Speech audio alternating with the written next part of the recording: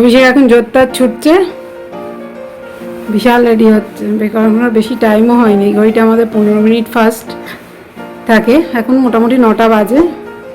বাবুর বিশাল তাড়া লেগে গেছে, কারণ আজকে আমাদের বাড়ির সামনের রাস্তাটা হচ্ছে রিপেয়ার হচ্ছে, তো পিচ দিয়ে পুরো রাস্তাটা তৈরি হচ্ছে, তো সেই জন্য অফিসে তাড়াতাড়ি বেরোতে হবে, পুরো রাস্তাটা আটকে যাবে, আর গরম পিচে তো গাড়ি নিয়ে যেতে পারবে না, সেই জন্য ভীষণ তাড়া লেগে গেছে, হুটোপাটা করছে। আর চলুন দেখে নিই রাস্তাটা কিভাবে করছে।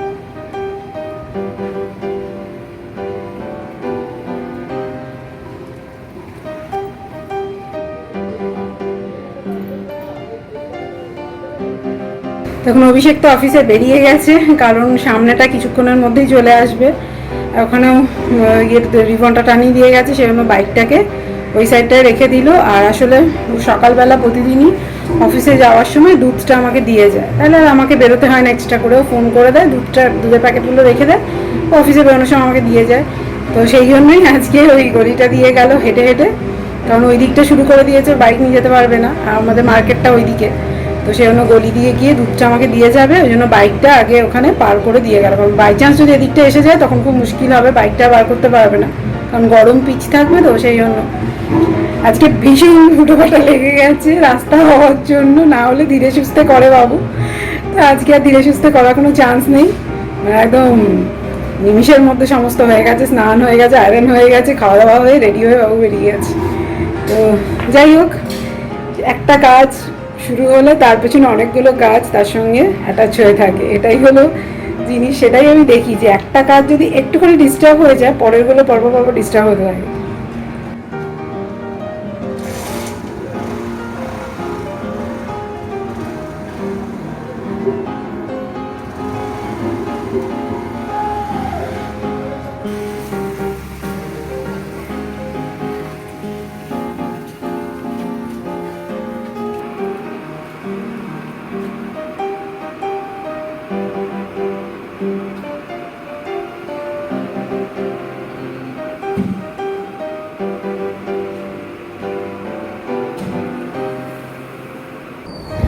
আজকে ব্রেকফাস্টে আছে, এটা হচ্ছে পনির আলুর তরকারি, রুটি, এটা হচ্ছে মাম্মার, আর এটা হচ্ছে আমার সুজির উপমা। মাম্মা তো সুজির উপমা খায় না, সেজন্য ওর জন্য রুটি আর পনির আলুর তরকারি, আর অভিষেককে যে টিফিনে সুজির উপমা করে দিয়েছি, সেজন্য আমি ওটা নিয়ে নিয়েছি। এই হচ্ছে আমাদের আজ ব্রেকফাস্ট, এদিকে রান্নাবান্না হয়ে গেছে, আর এখন কাজ বাকি, প্রচুর কাজ বাকি, সেগুলো করতে হবে। আজকে কিচেনটা একটুখানি পরিষ্কার করব, কারণ প্রত্যেক মাসে একবার করে ফুল কিচেনটা পরিষ্কার না করলে ঠিক ভালো লাগে না, একটু নোংরা বেশি হয়ে যায় তখন, সেজন্য প্রত্যেক মাসেই একদিন করে আমি পরিষ্কার করার চেষ্টা করি মোটামুটি। তো আজকে একটু পরিষ্কার করে নেবো কিচেনটাকে, ইচ্ছে আছে, এখন দেখা যাক, তাড়াতাড়ি ব্রেকফাস্টটা সেরে নিই তারপর, কারণ এখন ঘড়িতে টাইম হয়ে গেছে 10টা বাজে 10 মিনিট বাকি।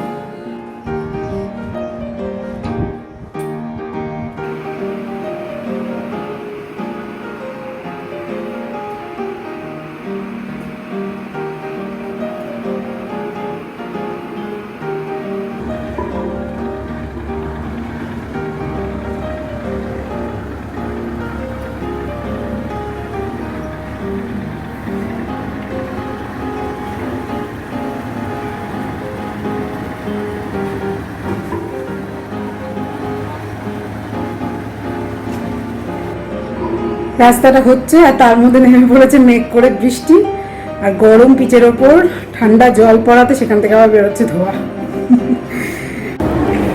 এখন ব্রেকফাস্ট সেরে বসে পড়েছি হট অয়েল ম্যাসাজ করতে। এর মধ্যে দিয়েছি গাছের একদম অ্যালোভেরা তুলে নিয়ে ফ্রেশ অ্যালোভেরা জেল, আর একটুখানি পাতিলেবুর রস আর দিয়েছি নারকেলের তেল, যেটা ইউজ করি রেগুলার মাথায়। তো সেটা একটুখানি ম্যাসেজ করে নেবো, আমি করবো, মাম্মাকে করাবো, তারপর আজকে শ্যাম্পু করবো। আর বাইরে আওয়াজ হচ্ছে, রাস্তাটা হচ্ছে, সেরকম আওয়াজটা হচ্ছে।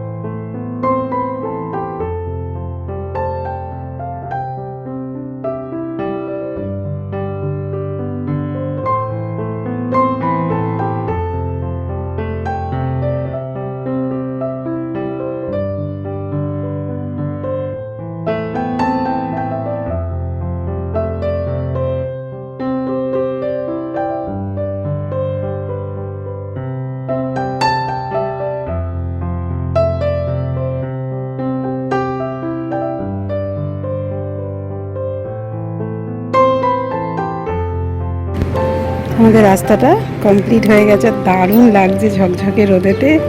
কালো পিচ দেখুন শোভা পাচ্ছে রাস্তায় দাঁড়িয়ে, ও দেখছে। একদিকে তৈরি হচ্ছে আর একদিকে ভাঙা হচ্ছে। দেখুন নিচে এখানে কেবেল বসবে বলে আবার এখানটা ভেঙেছে, আমাদের ওখানটাও ভেঙে যাবে।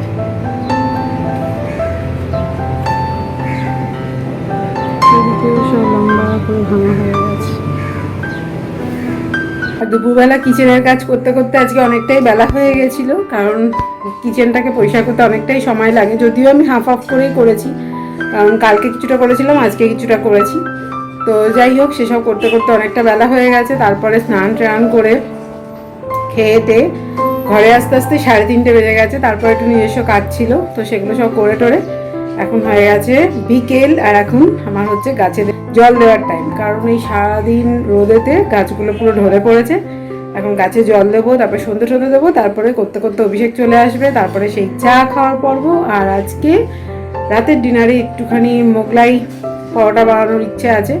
এখন জানি না কতটা কি করতে পারবো, কারণ আজকে আবার ভিডিও এডিট করতে হবে। দুপুরবেলা ভেবেছিলাম করবো, কিন্তু এতটাই বেলা হয়ে গেল যা করতে পারিনি। তারপরে এসে একটুখানি বসেছিলাম, তো সেই সন্ধ্যেবেলা নিয়ে বসতে হবে।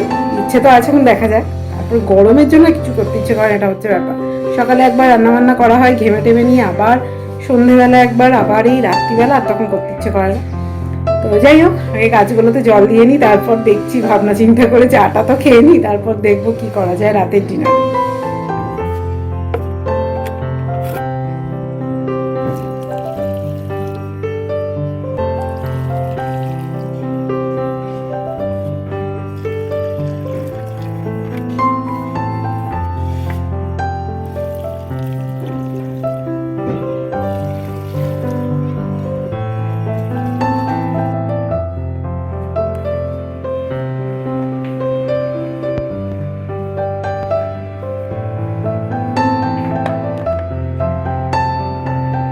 আজকে সন্ধ্যে স্ন্যাক্সে করব পাঁপড়, সেটাও মাইক্রো ওভেনে, এই ফার্স্ট টাইম করব। তো পাঁপড়টাকে প্রথমে দুটো ট্রাই করলাম, যে যদি ভালো না হয়, যদি খারাপ হয়ে যায়। তো করে দেখলাম দারুণ হয়েছে। খেয়েও ঠান্ডার পরে খেয়েও দেখলাম যে কোনো টেস্টের খামতি হয়নি, যে তেলে ভাজা বা মাইক্রো ওভেনে করা আলাদা হবে এমন কিছু ব্যাপার না, দুটোই সেম হয়েছে। তো সেই জন্য মাইক্রো ওভেনে পাঁপড়টা করে যত ইচ্ছে খাও, আর টেনশন নেই। আর খুব আনন্দ লাগছে যে তেল ছাড়া কিছু টিফিন দিয়েছি, তেল খেতে পারলে বেঁচে যায়। তো যাই হোক, দিয়ে ফেলি এবার। বেশ ভালোই হয়েছে।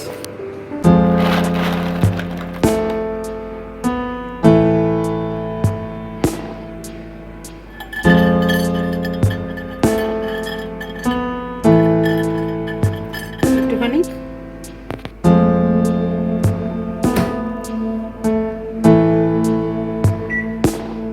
ফার্স্টে 30 সেকেন্ড দিয়ে দিই।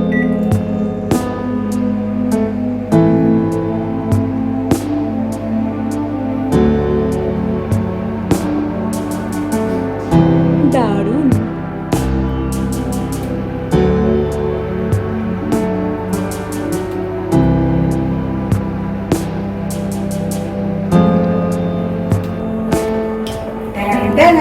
গরমা গরম চায় সঙ্গে উইদাউট অয়েলের পাপড় শেখা। আজকে মনটা হেপি খুশি, কারণ অয়েল ছাড়া টিফিন দিচ্ছে। আর একজনের মুখটা শুধু চিমড়ে হয়ে গেছে, মুখে নেই এক ফোঁটা হাসি, কারণ তেল ছাড়া পাপড় দেওয়া হয়েছে তাই। আর মাম্মাকে দিয়েছি বিস্কিট আর একটা মিষ্টি। আর টিউশন চলছে বলে এখন কিছু বলতে পারিনি, না হলেই খ্যাচ খ্যাচ করে উঠত। দেখুন দেখুন দেখুন,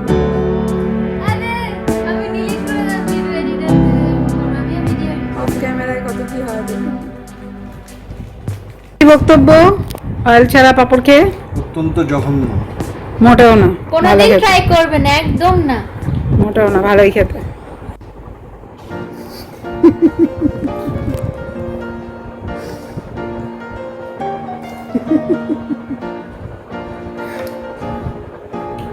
চোখ মুখ কি ফোলা ফোলা লাগছে, কিন্তু একটু চোখ মুখ পুরো ফুলে গেছে।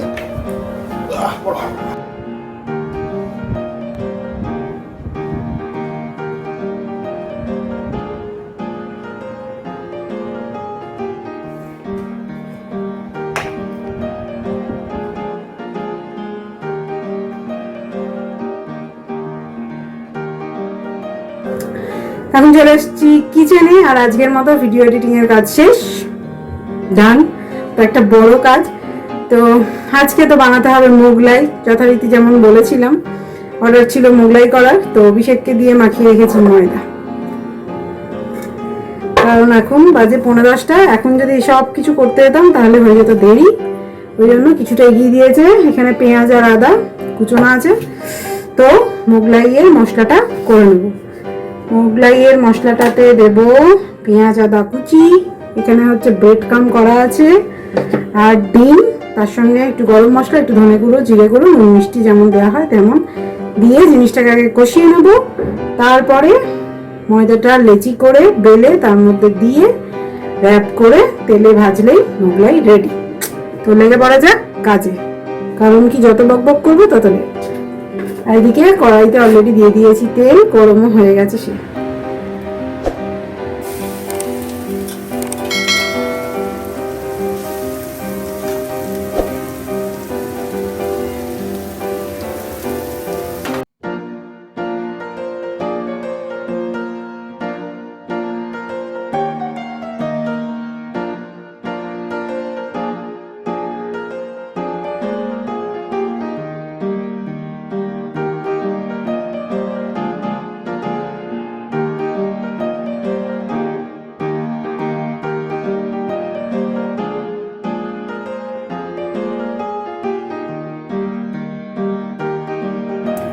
এখানে ব্রেড ক্রামটাও অ্যাড করে দিয়েছি, ওটা ফট করে দিয়ে দিয়েছি, তো পুড়ে যাচ্ছিল ওই জন্য ভিডিওটা তুলতে ভুলে গেছি।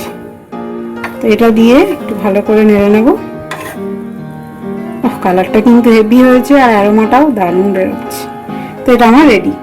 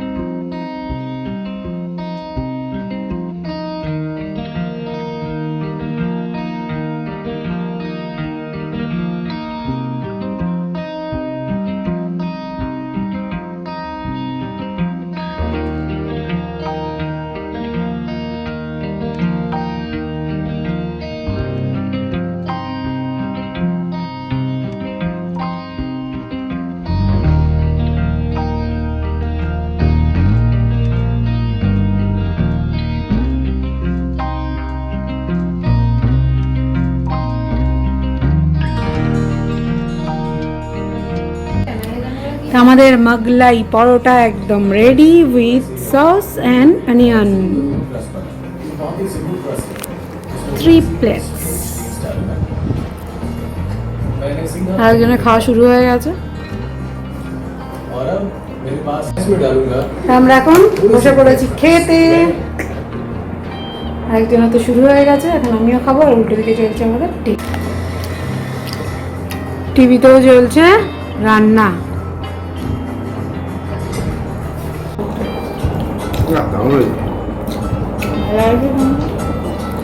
आप यूज कर सकते हैं कोई भी मेथड মাংস মতো শুনলা आप इसे ऐसे पकड़ के एक तरफ से जस्ट लाइक दिस अपने घुटने को वही रखिए উইदाউট মাংসও কিন্তু মাংস একটা স্মেল বেরোচ্ছে। स्टिक पर लपेटना शुरू कर दिया बहुत ही सिंपल और आसान है।